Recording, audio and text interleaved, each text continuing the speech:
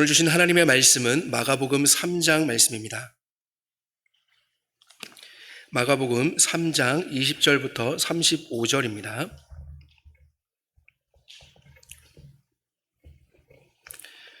신약성경 57쪽쯤에 있습니다. 마가복음 3장 20절부터 35절의 하나님 말씀을 우리 교독해서 읽도록 하겠습니다. 집에 들어가시니 무리가 다시 모임으로 식사할 겨를도 없는지라. 예수의 친족들이 듣고 그를 붙들러 나오니 이는 그가 미쳤다 하미노라. 예루살렘에서 내려온 서기관들은 그가 바알세불이 집혔다 하며 또 귀신의 왕을 힘입어 귀신을 쫓아낸다 하니 예수께서 그들을 불러다가 비유로 말씀하시니 사탄이 어찌 사탄을 쫓아낼 수 있느냐. 또 만일 나라가 스스로 분쟁하면 그 나라가 설 수 없고 만일 집이 스스로 분쟁하면 그 집이 설 수 없고 만일 사탄이 자기를 거슬러 일어나 분쟁하면 설 수 없고 망하느니라.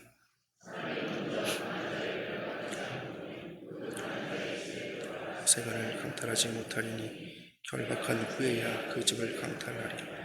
내가 진실로 너희에게 이르노니 사람의 모든 죄와 모든 모독하는 일은 사하심을 얻되 누구든지 성령을 모독하는 자는 영원히 사하심을 얻지 못하고 영원한 죄가 되느니라. 이는 그들이 말하기를 더러운 귀신이 들렸다 하미로라. 그때에 예수의 어머니와 동생들이 와서 밖에 서서 무리가 예수를 둘러 앉았다가 여짜오되 보소서 당신의 어머니와 동생들과 누이들이 밖에서 찾나이다.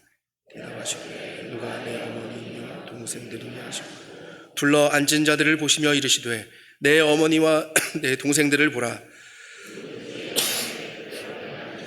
네, 형제요 자매요. 아멘. 오늘 마가복음 3장 20절부터 35절의 말씀으로 누구든지 하나님의 뜻대로 행하는 자가 라는 제목으로 같이 말씀을 생각해 보도록 하겠습니다.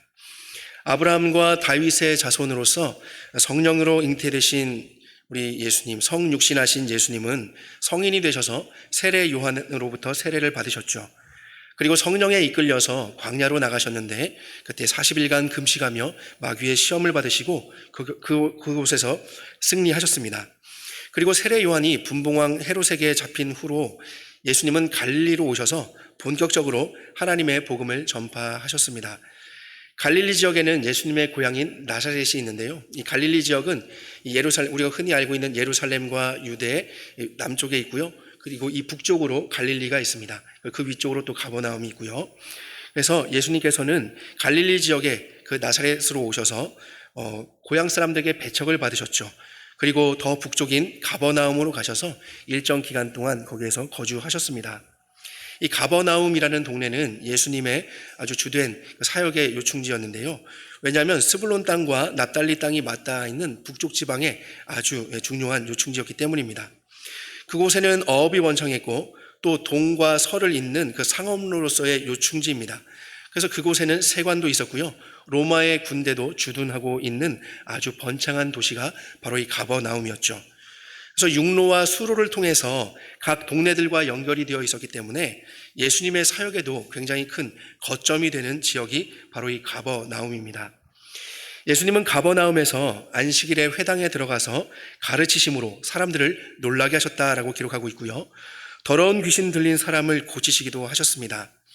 그리고 이 마가복음 우리 3장 앞쪽을 계속 보면은 열병에 든 베드로의 장모도 고쳐주셨고 예수님의 소문을 들은 많은 사람들이 모든 병자와 또 귀신 들린 사람들을 예수님께로 데려왔습니다.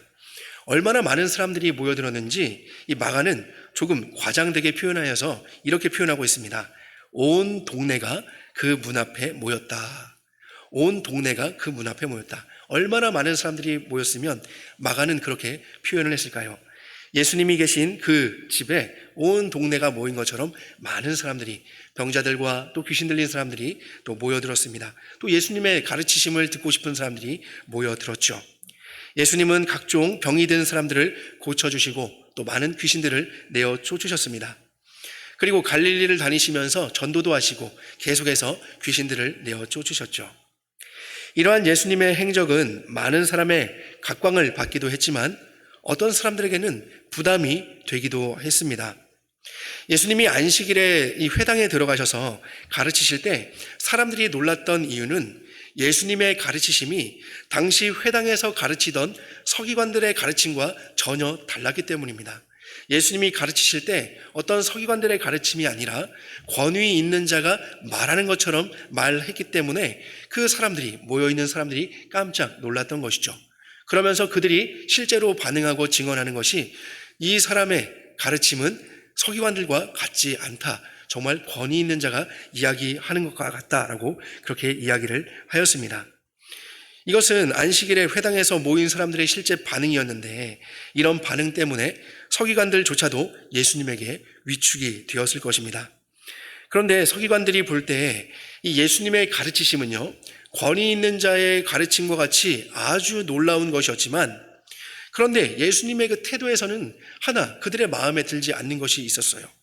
그것은 예수님이 마치 하나님인 것처럼, 자신이 하나님인 것처럼 신성 모독을 저지르는 모습을 이 서기관들은 용납할 수가 없었던 것이죠. 아무리 그 가르침이 권위 있는 자와 같고 놀라운 것이지만 그가 하는 행동은 신성 모독적인 행동이었기 때문에 서기관들은 그것을 용납할 수 없었습니다. 한 예로 많은 사람들이 모인 한 집에서 예수님이 가르치고 계실 때에 중풍병자를 침상채로 온 친구들이 도무지 그 집 안으로 들어갈 수 없게 되자 어떻게 했죠? 지붕 위에 올라가서 지붕을 뜯어서 침상채로 예수님께로 내렸죠. 아마 여러분들은 그 사건을 기억하실 것입니다. 이때 예수님은 중풍병자를 보시고는 어떻게 말씀하셨냐면요, 이 친구들의 믿음을 보시고 작은 자야 내 죄 사함을 받았느니라 라고 말씀하셨습니다. 그런데 거기에 어떤 서기관들이 있었는데 그 서기관들이 들을 때 굉장히 마음에서 막 화가 나고 막 요동을 치는 거예요. 왜냐하면 그들이 이 말을 듣고 마음속으로 이렇게 생각을 했기 때문이죠. 이 사람이 어찌 이렇게 말하는가? 신성 모독이로다. 오직 하나님 한 분 외에는 누가 능히 죄를 사하겠느냐? 하나님 한 분 외에는 죄를 사할 수가 없는데 지금 예수님이 뭐라고 말씀하셨어요? 중풍병자에게 작은 자야 내 죄 사함을 받았느니라 라고 이야기를 하니까 서기관들은 그것을 용납할 수 없었던 것이죠. 그들에게 하나님은 사람이 아니시고 신이십니다. 오직 유일한 한 분이신 하나님이시기 때문에 감히 하나님이 하시는 그 죄 용서를 이 예수가 한다고 하니까 도무지 그들의 입장에서는 납득할 수 없었던 것이죠. 그리고 예수님에게서 능력들이 나타나는 것을 보고 사람들이 예수님을 칭송하자 당시 민간의 존경을 받던 그 기득권 세력이었던 종교 지도자들 역시 큰 부담을 느끼게 되었습니다. 그중에 바리새인이 있죠. 바리새인들은 당시에 율법을 철저하게 지키는 사람들로서 아주 민중의 큰 존경을 받던 사람들이죠. 그런데 이 예수님을 볼 때 이 바리새인들이 예수님을 볼 때 예수님에게서 많은 능력들이 나타나기는 했지만 예수님의 행실은요 그들의 기준에 맞지 않았습니다. 매주 2번씩 유대인의 전통을 따라서 금식을 해야 하는데 요한과 그의 제자들조차도 금식을 하는데 가만히 보니까 예수님과 예수님의 제자들은 금식을 하지 않았습니다. 또한 안식일에는 결코 일을 해서는 안 되는데 안식일에 예수님과 제자들은 밀 이삭을 잘라 먹었어요. 게다가 안식일에 솜 마른 사람을 고친다거나 하는 이런 안식일을 범하는 그런 행동은 바리새인들에게 있어서 율법을 생명처럼 여기는 바리새인들에게 있어서는 결코 용납될 수 없는 그런 행동이었죠. 율법을 제 멋대로 무시하고 지키지 않기 때문입니다. 이렇게 예수님이라는 존재는요 어떤 사람들에게는 불편한 존재가 되어버린 것입니다. 하지만 예수님이 하신 이 큰 일을 들은 많은 사람들은 예수님을 따랐습니다. 그리고 병으로 고생하는 사람들이 예수님을 만나고자 몰려왔죠. 예수님의 소문은 이 사통팔달의 가버나움을 통해 순식간에 갈릴리 전역으로 퍼졌습니다. 아까 말씀드렸던 것처럼 가버나움은 굉장히 큰 번창한 도시로서 교통이 굉장히 잘 되어 있는 요충지라고 말씀을 드렸죠. 예수님의 소문은요 이 갈릴리 전역으로 퍼질 뿐만이 아니라 심지어 아까 갈릴리는 북쪽에 있다고 했는데 갈릴리가 있고요 갈릴리 지역이 있고 사마리아 지방이 있고 이 아래에 이제 유대와 예루살렘, 유대 지방이 있습니다. 그런데 예수님의 소문은 갈릴리 전역뿐만이 아니라 남쪽의 유대와 또 예루살렘과 이두메 지역과 요단강 건너편까지 심지어 이방 땅인 두로와 시도네까지 아주 널리 퍼져 나갔습니다. 예수님의 그런 대단한 소문이 아주 모든 지역에 퍼져 나가게 된 것이죠. 마가복음을 보면 또 예수님의 사역에는 또 하나의 특징이 있는데요. 그것은 귀신들의 증언입니다. 사람 속에 들어간 더러운 귀신들이 예수님을 만나면 언제든지 예수님을 보면서 그 앞에 엎드려집니다. 그리고 당신은 하나님의 아들이십니다 라고 부르짖었다는 것입니다. 예수님은 그런 귀신들의 증언을 막으셨지만 귀신들조차도 예수님을 알아보고는 예수님 앞에 순종한 것이죠. 마가복음 1장 21절 이하에는요, 더러운 귀신 들린 사람을 쫓으시는 장면이 있는데 귀신은 예수님을 보자 소리를 지르며 이렇게 외쳤습니다. 나사렛 예수여, 우리가 당신과 무슨 상관이 있나이까? 우리를 멸하러 왔나이까? 나는 당신이 누구인 줄 아노니 하나님의 거룩한 자니이다. 이 증언은요, 사람 속에 들어간 더러운 귀신의 증언입니다. 나는 당신이 누구인 줄 아노니 하나님의 거룩한 자니이다. 아직 때가 되지도 않았는데 우리를 멸하러 오셨습니까? 라는 그런 질문이죠. 귀신들도 자신들의 멸망당할 때와 또 예수님이 자신들을 멸망시키실 거라는 것을 이미 알고 있었죠. 본문 이후로도요, 우리 마가복음 3장 본문 이후로도 계속 마가복음을 보시다 보면은 귀신들의 증언들을 만나게 될 텐데요. 이렇게 마가는 더러운 귀신들조차도 예수님이 누구이신 줄 알았고 또 예수님이 그들을 멸하는 분이라는 것을 계속해서 마가복음을 통해 나타내고 있는 것입니다. 예수님은 이렇게 많은 사람들을 고치시고 귀신을 내어 쫓으시고 전도하시는 사역을 하시다가 잠시 물러나셔서 그 예수님이 원하시는 자들을 부르셨습니다. 그렇게 12명의 제자들을 세우셨죠. 우리 본문 위쪽에 바로 위에 12제자를 세우시는 모습이 등장합니다. 그리고 다시 산에서 내려오셔서 집에 들어가셨는데 오늘 본문 20절에서 보는 것처럼 무리가 다시 모여들었기 때문에 예수님이 식사하실 겨를조차도 없었습니다. 그리고 그곳에는 예수님의 친족들도 찾아오게 되었죠. 21절은요 31절과 연결이 되는데요, 31절을 참고해서 보면 예수님의 친족들은 어머니 마리아와 예수님의 동생들임을 알 수 있습니다. 그리고 예수님의 친족들이 온 이유는 예수님을 데리고 가기 위해서였죠. 왜냐하면 예수님이 미쳤다라는 소리를, 그런 소문을 집에서 들었기 때문입니다. 미쳤다라는 것은 무엇이죠? 정상적으로는 이해할 수 없는 범주의 그런 생각을 하는 그런 상태에 빠진 사람이죠. 정상적으로는 도저히 보이지 않아요. 그래서 우리도 흔히 얘기하다가 미쳤어? 라고 이야기할 때는 이것이 납득이 되지 않을 때 보통 그렇게 이야기를 하곤 하죠. 당대에는요 이 단어가 귀신 들렸다라는 그런 의미와도 같이 사용되었다고 합니다. 그렇기 때문에 예수님의 소문을 들은 이 가족들은 예수님을 그냥 모시러 데리러 온 것도 아니고 붙들러 나왔다라고 마가는 기록하고 있죠. 예수님을 붙들러 나왔다.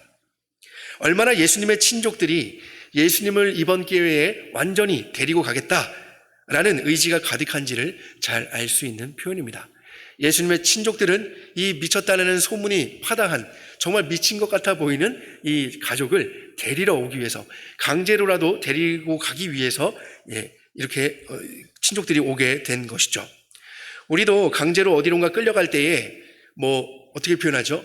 나를 모시고 간다라고 표현하지 않죠. 나 끌려간다, 나 붙잡혀간다, 붙들려간다라고 그렇게 표현을 합니다. 예수님의 친족들은 이렇게 예수님을 강제로라도 데려가기 위해서 예수님을 찾아온 것이죠. 하지만 그 자리에 밀려온 사람들이 워낙 많다 보니까 그 집 안으로는 들어가지 못하고 31절에서 보는 것과 같이 밖에 서 있게 된 것입니다. 마가복음에는 등장하지는 않지만 이 같은 사건을 담고 있는 병행 구절을 담고 있는 마태복음 12장을 보면요, 사람들이 모일 때 어떤 귀신 들려 눈 멀고 말 못하는 사람을 데리고 왔다는 기록이 있습니다. 마태복음을 같이 이렇게 병행을 해서 보면 사람들이 몰려서 왔는데 그때 특정하게 어떤 귀신 들려 눈 멀고 말 못하는 사람이 마태복음에서는 부각이 되고 있어요. 그리고 예수님은 언제나 그러하셨듯이 귀신 들려 눈 멀고 말 못하는 그 사람을 고쳐주셨습니다. 그래서 말 못하던 그 사람이 말을 하며 보게 된 것이죠. 그 사람에게 들린 더러운 귀신도 나가게 되었습니다. 그 일을 겪은 사람들의 반응이 마태복음 12장 23절은 이렇게 말씀합니다. 무리가 다 놀라 이르되 이는 다윗의 자손이 아니냐. 무리가 다 놀랐습니다. 그런데 하는 이야기가 근데 이는 다윗의 자손이 아니냐. 여기에는 사람들의 두 가지 반응이 담겨 있는데요. 예수님의 이 놀라운 기적에 사람들은 아주 놀랍게 여기면서도 마음 한편으로는 완전히 예수님을 메시아로는 인정할 수 없었던 것이죠. 여기에서 지금 무리가 다 놀라 이르되 라고 할 때 이 놀랐다라는 단어는 정신이 쏙 빠졌다라는 그런 표현입니다. 예수님에 대한 소문을 들었던 이 사람들이 그 일을 직접 목격하고 난 후에는 정신이 혼미해질 정도로 깜짝 놀라게 된 것이죠. 여러분, 우리도 뜻밖의 사고의 이야기를 들었을 때 혹은 뜻하지 않은 상상을 해볼 때도 뜻하지 않는 그런 질병, 당신은 이제 암입니다. 몇 개월 살지 못할 것입니다. 이런 이야기를 들을 때 얼마나 깜짝 놀라겠어요. 그리고 뜻밖의 생각하지 못했던 우리 사랑하는 어떤 가족이나 사랑하는 사람의 그런 소천 소식을 들을 때 얼마나 깜짝 놀라게 되고 슬픔에 빠지게 됩니까? 이때 정신이 혼미해질 정도로 깜짝 놀라게 되죠. 그때 기절하는 그런 사람도 있잖아요. 바로 이 상태가 놀람의 상태를 표현하는 그런 단어입니다. 그들이 놀란 상태는 굉장히 놀란 거예요. 너무너무 깜짝 놀란 거예요. 그냥 가 아니고 그냥 뒤집어질 정도로 깜짝 놀랐다라고 성경은 그렇게 기록을 하고 있습니다. 그렇게 깜짝 놀랐음에도 불구하고 그들은 예수님에 대해서 뭐라고 이야기를 해요? 이는 다윗의 자손이 아니냐. 즉 이 사람은 요셉과 마리아의 아들이 아니냐. 야, 이거 사람 아니냐 라고 이야기를 하는 거죠. 이 사람의 출신과 이 사람의 배경과 이 사람됨을 우리가 알고 있는데 어떻게 이런 일이 일어날 수 있는가 하면서 이 사람들은 그렇게 깜짝 놀라고 있는 것입니다. 도무지 눈앞에서 펼쳐진 일이긴 하지만 믿기지가 않는 것이죠.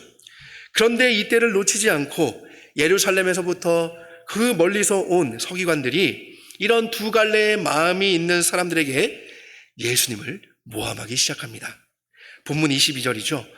예루살렘에서 내려온 서기관들은 그가 바알세부를 지폈다 하며 또 귀신의 왕을 힘입어 귀신을 쫓아낸다 하니. 여러분, 지금 예수님은 어디에 계시죠? 예수님은 북쪽 갈릴리 지방에 계십니다. 그런데 예루살렘은 아까 어디 있다고 말씀을 드렸죠? 남쪽에 있습니다. 거의 약 200km 정도 되는 시간이고요. 지금도 이제 그 내비게이션을 이렇게 찍어보면은 걸어서 약 35시간 정도를 걸어야 한다고 해요. 우리 동네가 지금 이 장류 지역이 남쪽이니까 북쪽으로 제가 이제 한번 계산을 해봤더니 그래도 대전보다 조금 더 멀리 가는 거리에 이 갈릴리가 있는 거예요. 이 서기관들이 예루살렘으로부터 지금 일부러 그렇게 먼 거리를 왔다는 것은 뭔가 그들이 의도가 있음을 알 수 있는 것이죠. 그리고 그 현장에서 놀라운 능력이 벌어지자 이 일을 보면서도 믿기 어려워하는 이 백성들을 미혹하며 예수님을 모함합니다. 그가 바알세부를 지폈다 하며 또 귀신의 왕을 힘입어 귀신을 쫓아낸다. 지금 저 사람이 하는 행동은 귀신의 왕을 힘입어서 하는 거야. 저것은 하나님의 역사가 아니라 귀신의 역사야라고 그렇게 이야기를 하는 것이죠. 누구에게요? 지금 마음이 두 갈래로 나뉘어진 이 백성들에게요.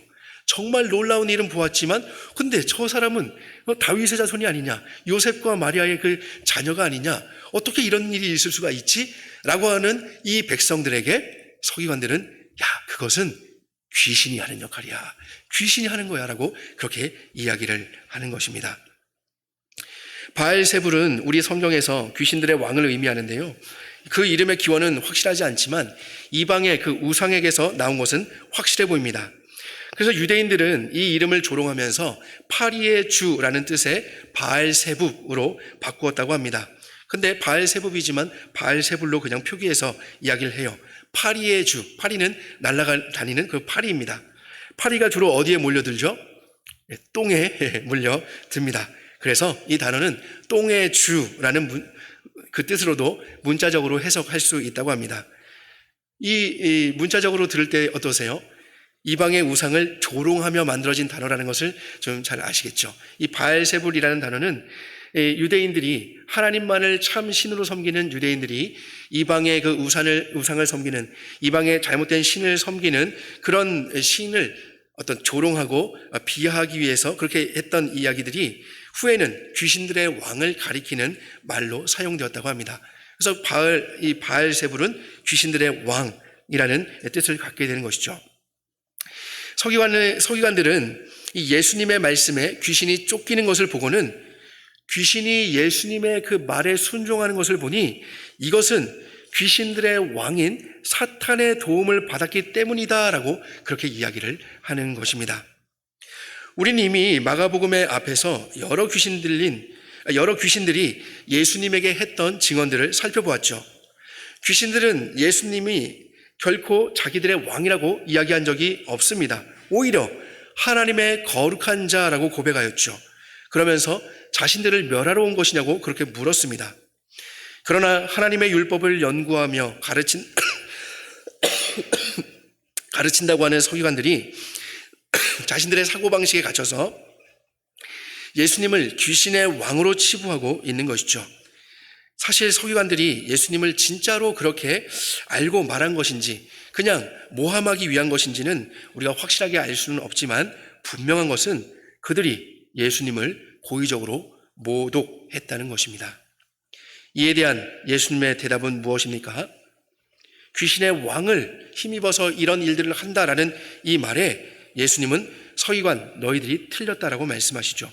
왜냐하면 사탄을 쫓아낼 수 없기 때문입니다.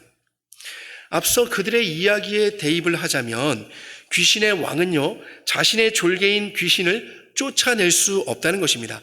사탄이 사탄을 쫓아낼 수 없다. 이것은 너희들이 이야기한 그 귀신들의 왕 바알세불이 자신의 그 졸개인 귀신을 쫓아낼 수 없다라고 예수님은 말씀하시는 것이죠. 이것을 두 가지의 예를 들어 설명을 하시는데 먼저 나라입니다. 한 왕국이죠. 나라가 망하는 것은요, 국력이 약해서 강한 민족에게 멸망을 당하는 경우도 있지만 예수님의 오늘 말씀처럼 내분이 일어날 때에도 망할 수가 있습니다. 사실 강한 민족이 침입해 왔을 때는요, 그 앞에서 똘똘 뭉쳐 대항할 여력이라도 있지만 내분 앞에서는 방법이 없습니다. 삼국을 통일한 신라가 한반도 최초의 통일을 달성하고도 패망한 근본적인 원인은요, 외압이 아니었습니다. 근본적인 원인은 결국 내분 때문이었죠. 안에서의 권력 다툼 때문에 나라가 다시 갈라지게 되었고 경순왕 때에는 패망에 이르러서 약 1000년 정도의 그런 무관 역사를 자랑하던 그 제국은 역사 속에서 사라지게 된 것이죠. 신라뿐 아니라 세계 역사 속에서 내분 때문에 망한 이런 나라의 역사의 이야기들은 비일비재합니다. 예수님은 그런 의미에서 나라가 스스로 분쟁하면 설 수 없다라고 말씀하시죠. 귀신의 왕이 자신의 졸개를 쫓아내는 것은 귀신의 왕국을 강력하게 하는 것이 아니라 오히려 손해를 입히게 되는 것입니다. 집도 마찬가지이죠. 예수님은 이와 비슷하게 집을 비유로 말씀하십니다. 우리가 줄곧 듣는 이야기들은요, 가정의 행복의 척도는 가정의 어떤 그 부한, 재산에 있을 것 같지만 결국 가족들 간의 사랑의 관계 안에 있다라는 말을 듣곤 합니다. 어떠세요? 여러분 동의하십니까? 재산에 있지 않고 가족 간의 사랑의 관계 안에 있다. 근데요, 사실 현실을 좀 이렇게 살다 보면은 좀 돈도 좀 있고 좀 풍족해지면 조금 더 가족 간에 베풀면서 살 수 있을 것 같은데 라는 그런 생각을 하는데 말이죠. 근데 그것은 없으니까 이제 그렇게 생각을 하는 것 같습니다. 사실 드라마를 봐도요, 집의 갈등과 분쟁이 있는 집이 더한 것 같습니다. 그렇죠? 그건 드라마니까 라고 생각할 수도 있는데 실제로는요, 더하다는 그런 이야기를 들었습니다.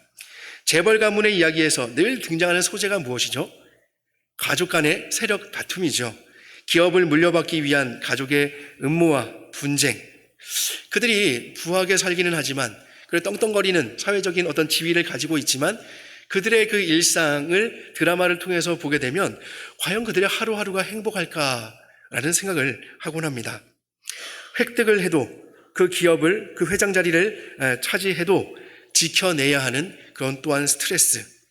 결국 그 자리에서 물러나서야 참 행복을 느끼며 지나온 세월 동안 정말 많은 것을 잃었구나 라는 것을 깨닫는다는 그런 내용들이 우리는 영화나 드라마를 통해서 보게 되죠. 예수님의 말씀처럼 스스로 분쟁하는 가정은 결코 잘 설 수 없습니다. 가족 간의 탄탄한 사랑과 신뢰의 관계 안에서 함께 연합할 때 가정도 바로 설 수 있다는 것을 우리는 다 잘 알고 있을 것입니다.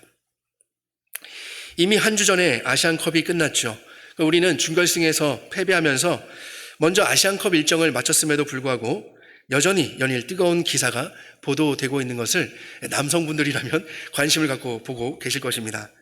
그 기사 내용은요, 64년 만에 정상을 노리던 한국팀이 그것을 이루지 못했다는 어떤 내용이나 앞으로 더 발전할 수 있는 방향에 대한 그런 내용이 아니라 정상을 노리던 그 한국팀이 대표팀 4분 때문에 실패하게 되었다라는 그런 내용이죠.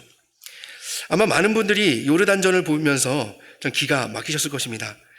저 역시 우리나라를 뜨겁게 사랑하며 축구를 하는 것보다 보는 것을 훨씬 더 좋아하는 한 사람으로서 정말 손에 땀을 주면서 정말 간절한 마음으로 응원을 했지만 졌습니다. 훨씬 더 충격적이었던 것은 유효 슈팅이 하나도 없다는 것이었습니다. 건국 이래 최고의 스쿼드라고 불렸던 이 축구 아시안컵 대표팀이 유효 슈팅이 하나도 없을 정도로 패배하는 것도 참 가슴이 아프지만 유효 슈팅이 없었다는 것이 너무나도 충격적이었어요.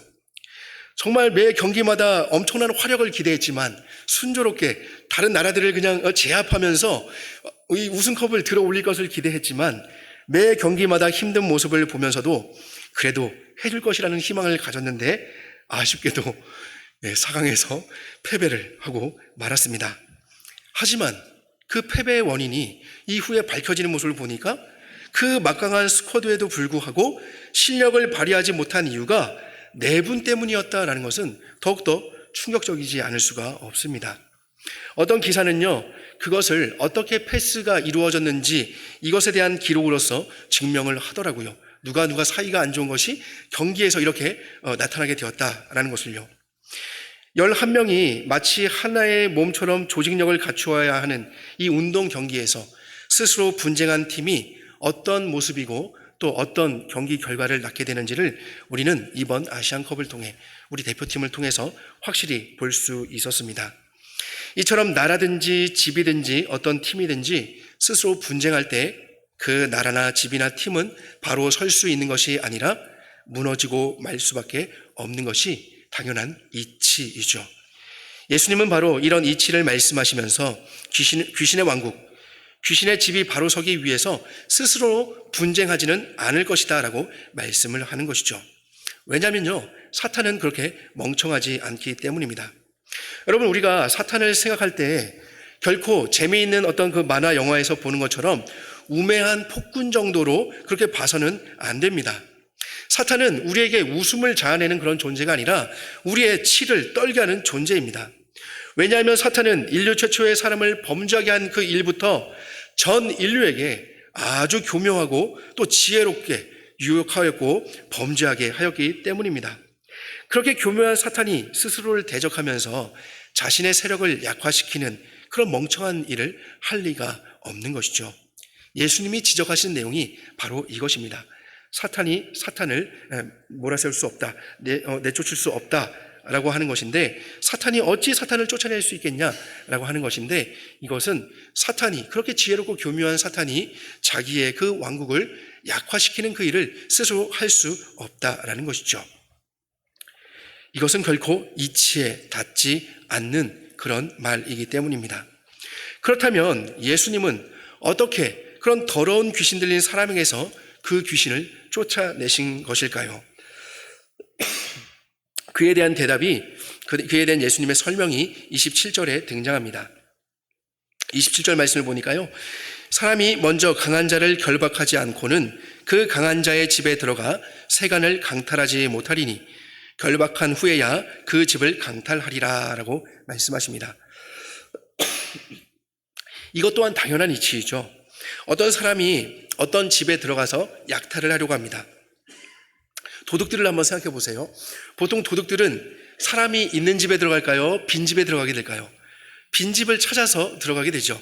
그래서 도둑들을 빈집털이라고 이렇게 이야기를 하잖아요. 그런데 어떤 도둑이 빈집인 줄 알고 들어갔다가 주인을 만났다고 생각해 보세요. 그러면 그 도둑이 마음껏 그 집의 재산을 그렇게 훔쳐올 수 있을까요? 아니 근데 그 주인이 야구방망이를 들고 그 앞에 서 있다고 생각을 해보면 그 도둑은 그 집에 들어가서 함부로 물건을 훔칠 수 없을 것입니다. 그 도둑이 물건을 훔치려면 반드시 어떻게 해야 되죠? 그 주인을 제압하고 묶어야 하는 것이죠. 그래야 그 집에 들어가서 도둑질을 마음껏 할 수 있습니다. 집 주인이 야구방망이를 들고 그 앞에 버젓이 서 있음에도 불구하고 도둑이 그 앞에서 그 도둑질을 하려고 한다면 당연히 붙잡히고 말게 되겠죠. 그 집의 재산을 가져오기 위해서는 그 집 주인을 반드시 결박해야 합니다. 제압해야 하는 것이죠. 이와 같이 예수님께서 더러운 귀신 들린 사람에게서 귀신을 내어 쫓으실 수 있었던 것은 귀신의 왕을 힘입어서 졸개를 내어 쫓으신 것이 아니라 오히려 그 귀신을 제압하심으로써 귀신의 왕까지도 원조를 오지 못하도록 하고서 쫓아내신 것이죠. 예수님이 귀신을 쫓아내신 것은 바로 그 귀신을 제압한 후에 쫓아내신 것입니다. 예수님이 사탄을 완전히 결박하셨기 때문에 그 세력에 사로잡혀 있던 이 귀신 들린 자를 강한 힘으로 빼어서 성한 사람으로 만들 수 있었던 것이죠. 이것은 귀신의 왕을 힘입어서 이룬 일이 아니라 도리어 우리 예수님께서 귀신의 왕보다도 더 강한 힘을 가지셨기 때문에 할 수 있는 그런 일인 것입니다. 예수님은 이렇게 크고 강하신 분이십니다. 앞서 귀신들의 증언처럼 하나님의 거룩한 자이시고 사탄을 멸하실 수 있는 심판하실 능력의 주님이십니다. 서기관들은 이치에 맞지 않을 뿐 아니라 성령을 모독하는 이 용서받지 못할 죄를 지었다고 예수님은 경고하시죠. 예수님은 말씀하십니다. 사람의 모든 죄와 모든 모독하는 일은 사하심을 얻되 누구든지 성령을 모독하는 자는 영원히 사하심을 얻지 못하고 영원한 죄가 되느니라.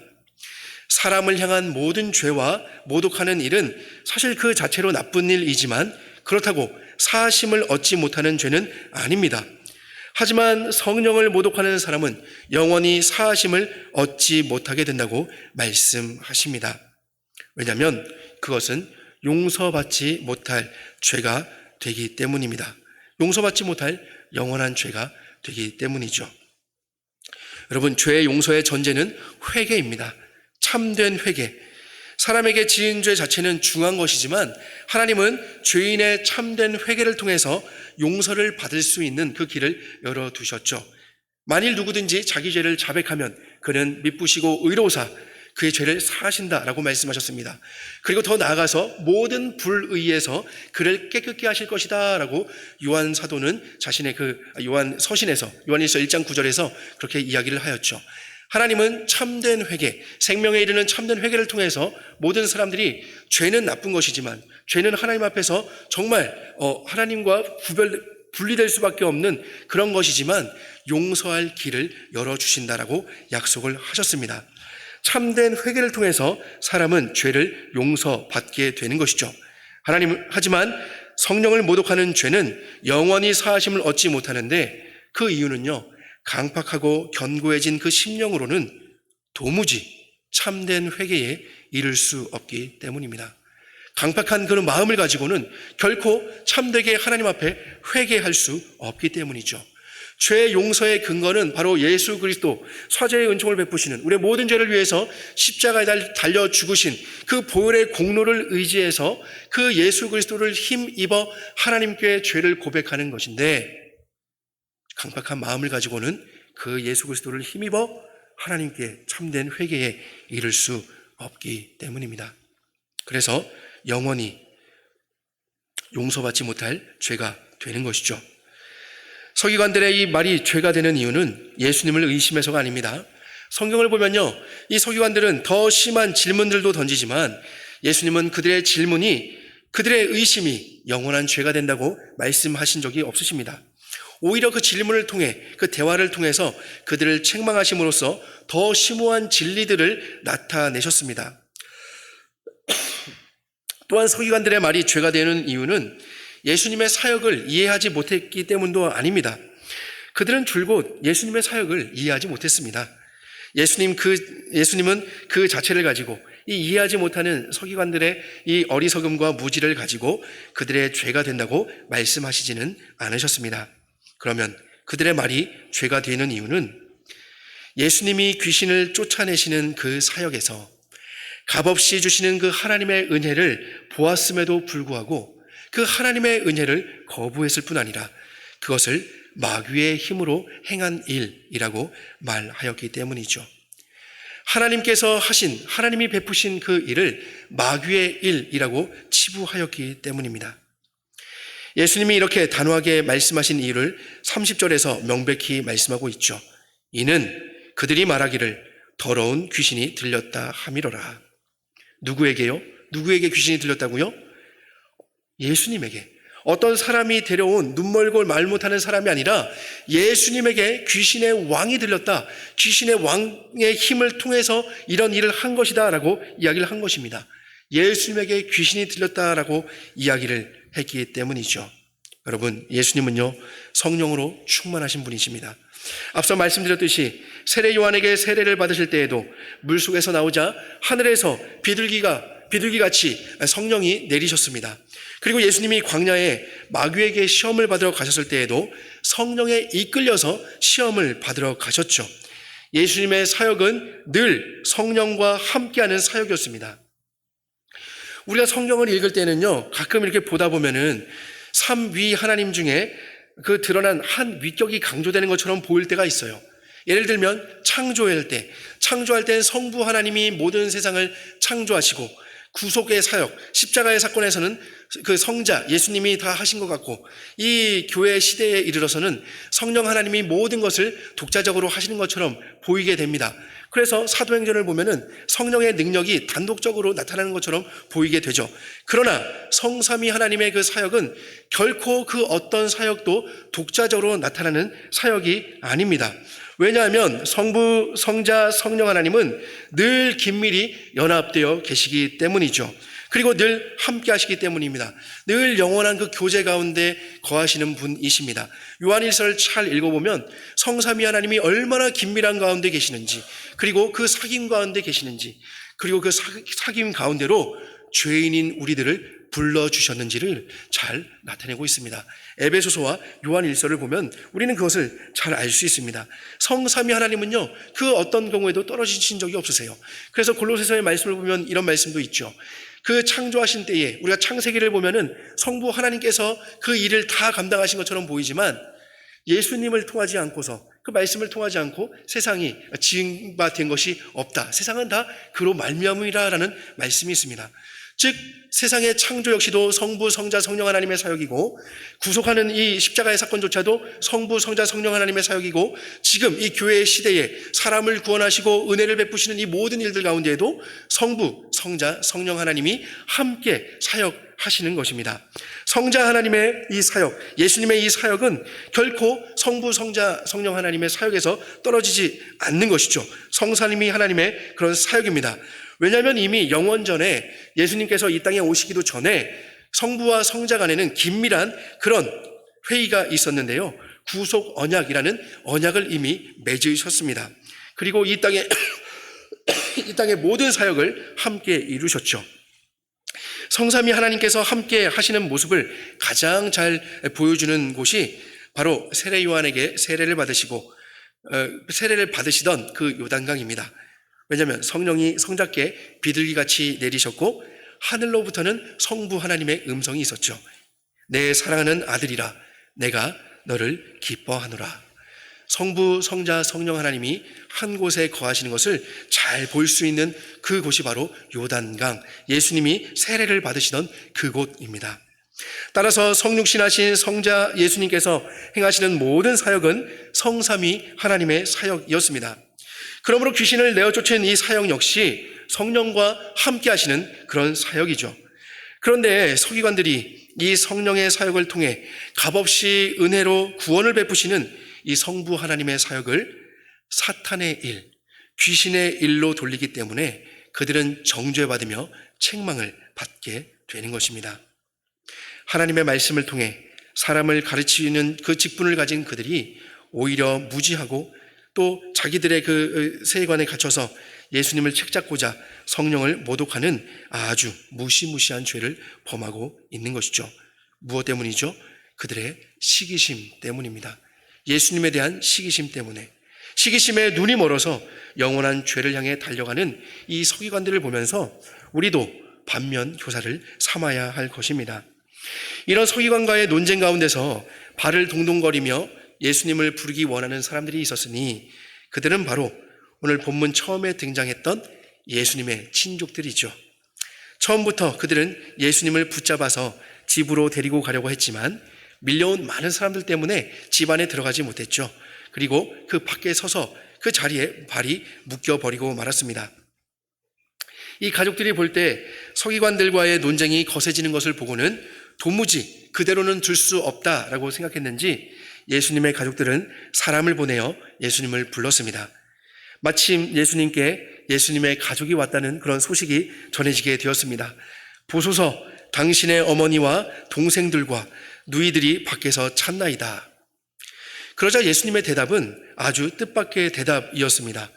누가 내 어머니이며 동생들이냐라고 반문하시는 것이죠. 우린 이 대목에서 고개를 갸우뚱하지 않을 수가 없는데요. 마치 인기 스타가 자기를 찾아온 가족들을 외면하는 것처럼 그런 모습으로 보이기 때문입니다. 아니, 어떻게 예수님이, 죄 없으신 예수님이 가족들을 모른 척 하신다고? 여기서 우리는 고개를 갸우뚱할 수밖에 없는 것이죠. 그러나 예수님은요, 이미 당신의 육신의 가족들이 찾아온 이유에 대해서 알고 계셨을 것입니다. 자기를 모함하기 위해 찾아온 먼 길을 그렇게 온 서기관들과 별반 다르지 않는 마음으로 예수님을 찾아왔기 때문이죠. 비록 여기에서는요, 가족들이 예수님에게 직접 말하는 그런 내용은 없지만 이미 마가는 우리에게 예수님의 친족이 왜 찾아왔는지를 알려주고 있습니다. 왜였죠? 미쳤다라는 소식을 들었기 때문이죠. 귀신 들렸다라는 그런 소문을 들었기 때문에 강제로라도 데리고 가려고 찾아온 것입니다. 또 다른 본문에서는 예수님의 형제들이 예수님에 대해서 어떻게 생각하는지를 엿볼 수 있는데 요한복음 7장 3절부터 5절은 이렇게 말씀하는데요. 제가 읽어드리겠습니다. 그 형제들이 예수께 이르되 당신이 행하는 일을 제자들도 보게 여기를 떠나 유대로 가소서. 스스로 나타나기를 구하면서 묻혀서 일하는 사람이 없나니 이 일을 행하려 하거든 자신을 세상에 나타내소서 하니 이는 그 형제들까지도 예수를 믿지 아니함이로라. 이 요한복음의 이 말씀의 배경은요, 유대인들이 예수님을 죽이려고 하자 이 남쪽에 계시던 예수님이 북쪽 나사렛 자신의 이제 고향으로 잠깐 돌아가셨습니다. 유대를 떠나서 갈릴리의 그 집으로 잠시 오신 예수님에게 초막절을 맞게 되면은 이제 유대의 그 명절을 맞게 되면 유대인들은 다 예루살렘 성전에 가서 자기를 보이고 또 그때 이제 제사를 예배를 드리는 그런 전통이 있는데 잠시 오신 예수님에게 초막절을 맞아서 예루살렘으로 가라고 부추기면서 형제들이 이야기를 하는 거예요. 근데 이 형제들이 예수님에게 이렇게 이야기를 한 이유가 예수님과 예수님의 사역을 생각하기 때문에 그것이 잘 되기를 바라는 마음으로 이야기를 한 것이 아니라 요한복음 이 7장 5절 말씀의 마지막에서 뭐라고 말씀하시냐면 그 형제들까지도 예수를 믿지 아니함이로라 라고 말씀하면서 예수를 믿지 않았기 때문에 예수님을 믿지 않았기 때문에 비아냥거리는 말이라는 것을 이야기합니다. 우리는 이렇게 예수님의 친족들이 예수님에 대해서 어떻게 생각하고 있는지를 알 수 있는 것이죠. 예수님을 메시아로 믿지 않는 가족들은 예수님이 미쳤다는 얘기를 듣고 강제로라도 붙잡아가기 위해서 찾아온 것입니다. 이런 의도를 알고 계신 예수님은 하나님 나라의 구원에 대해서 이야기하시면서 하나님 나라에서의 그 당신의 가족은 혈연으로 맺어진 가족이 아니라고 말씀하시는 것이죠. 그러면 누가 예수님의 가족이라고 말씀하십니까? 그 집에 예수님의 말씀을 듣기 위해 몰려온 무리들, 즉 누구든지 하나님의 뜻대로 행하는 자가 내 형제요, 자매요, 어머니이니라 라고 말씀하시죠. 여러분, 예수님이 이 땅에 오신 이유는요, 아버지 하나님의 그 구원을 이루기 위해서 이 땅에 오셨습니다. 그 구원을 통해서 하나님의 나라를 이루기 위해서 이 땅에 오신 것이죠. 사람들은요, 로마로부터 구원해 줄 강한 왕, 다윗과 같은 메시아를 기다렸지만 하나님께서 이루실 그 나라는 사람들이 바라는 것과 같은 그런 세속적인 나라가 아니었습니다. 예수님은 이미 이 땅의 왕으로서 귀신을 내어 쫓으시면서 이 땅을 정복하고 계셨지만 많은 사람들은 그 모습을 보고 신기해하기는 했지만 여전히 이 땅에 관심을 두고 살아갔습니다. 그리고 서기관들을 비롯한 당시의 기득권층인 종교 지도자들 역시 예수님 때문에 자신들의 입지가 이 땅에서 좁아지는 것에 관심을 두고 어떻게 해서든지 예수님을 제거하려고 했죠. 게다가 보라, 내가 잉태하여 아들을 낳으리니 이름을 예수라 하라. 그가 큰 자가 되고 지극히 높으신 이의 아들이라 일컬어질 것이요 주 하나님께서 그 조상 다윗의 왕위를 그에게 주시리니 라는 이 천사로부터 수태 고지를 들은 마리아 역시도 이 땅의 모성애로서 그저 사람들에게 미쳤다라는 소리를 듣는 그 자신의 사랑하는 아들을 강제로라도 집으로 데리고 가려고 했습니다. 대부분의 사람들이 이 땅에 관심을 갖고 이 땅의 기준으로 예수님을 바라보았지만 그 가운데에도 하나님의 뜻을 구하는 제자들이 있었습니다. 예수님은 바로 그런 사람들을 예수님 자신의 가족이라고 불러주셨습니다. 이 땅의 것이 아닌 하나님의 뜻을 구하는 자들이 모여서 하나님의 나라를 이루기 때문이죠. 예수님은 바로 그런 자들과 함께 하나님의 나라를 이루기 위해서 오셨기 때문입니다. 그리고 그 나라를 완성시키시기 위해서 반드시 다시 오실 것입니다. 우리는 오늘 본문을 통해서 세 부류의 사람을 보게 됩니다. 예수님을 메시아로 믿지 못하는 육신의 가족들, 그리고 예수님의 사역을 귀신의 왕을 힘입어서 행한다라고 모함하는 서기관들. 그러나 그 가운데에서도 예수 그리스도를 통해 귀신이 쫓김을 당하고 병자들이 낫는 것을 보면서 예수님을 그리스도로 믿고 그 말씀을 청종하고자 하는 사람들. 이 세 번째 부류의 사람들을 예수님은 예수님의 가족이라고 불러주셨습니다. 말씀을 정리하겠습니다. 어느 산골 동네에 사는 사람이 하루는 밖에 나갔다가 큰 알을 주워 왔습니다. 어떻게 할까라고 이제 고민을 하다가 자신이 키우는 닭장에 그 큰 알을 같이 넣어 두었습니다. 그런데 마침내 시간이 지나고 나서 다른 그 알들과 함께 그 알도 부화를 하였습니다. 근데 그 알에서 부화한 그 새는 병아리들에 비해서 덩치는 굉장히 크고 그런데 얼굴은 못생긴 그런 병아리였습니다. 그래서 그 같이 태어난 병아리들은 그 덩치 큰 병아리를 굉장히 싫어했습니다. 덩치 큰 병아리는 점점 부리가 길쭉해지고 날개가 길게 자라는 것이 너무너무 싫었습니다. 왜냐하면 자기가 다른 병아리들과 다른 모습인 게 너무 싫었기 때문이죠. 그래서 늘 그 커가는 부리를 돌부리에다가 쪼아서 작게 만들려고 했고 덩치가 커지는 것이 싫으니까 이 길게 자라는 이 날개도 최대한 펴지 않으려고 이렇게 쭈그리고 다니면서 그렇게 노력을 했습니다. 그러던 어느 날 들쥐 한 마리가 닭장에 들어오게 되었어요. 그래서 아주 그냥 소란이 나게 되었죠. 다른 병아리들과 함께 이 덩치 큰 병아리도 도망 다니느라 정신이 없었습니다. 결국 한바탕 소동이 끝난 후에 다른 병아리들은 덩치 큰 병아리에게 말을 합니다. 아, 저 녀석은 덩치만 크지 또 밥만 그냥 많이 축낼 줄만 알지 하나도 도움이 되질 않아 라고 그렇게 이야기를 하였습니다. 이 덩치 큰 병아리는요 더욱더 주눅이 들었어요. 시간이 지나서 병아리들이 닭이 되었고 이 덩치 큰 병아리도 몸은 더욱 커졌지만 외모는 완전히 엉망이었습니다. 늘 다른 병아리들과 다른 자신의 모습이 싫었기 때문에 돌멩이에다가 자신의 부리를 쪼면서 자신의 몸을 학대했기 때문이죠. 그리고 다른 닭들과 마찬가지로 늘 땅바닥을 헤치며 먹이를 찾곤 했습니다. 어느 날이었습니다. 갑자기 땅 위의 짐승들이 막 분주한 거예요. 아주 분주하게 숨을 곳을 찾는 모습을 보고는 닭들이 하늘을 쳐다보게 되었어요. 그랬더니 독수리 한 마리가 아주 멋있게 날아다니는 것 아니겠습니까? 모두가 황급히 숨을 곳을 찾고 있는 그때에 이 덩치 큰 닭은요, 와, 진짜 멋있다. 나도 저 새처럼 날 수 없을까? 라고 자기도 모르게 이야기를 했습니다. 그때 옆에 있던 그 닭이 그 말을 들으며 비웃었죠. 야, 꿈도 꾸지 마.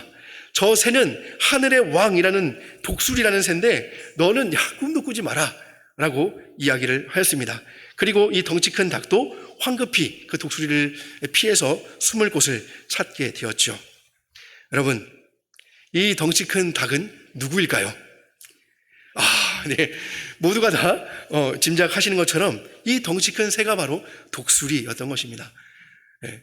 이 사람이 독수리 알을 주워다가 가지고 와서 닭들과 함께 부화를 했는데 같이 이제 넣어뒀더니 부화해서 이제 깨게 됐는데 그 새가 독수리였던 거예요.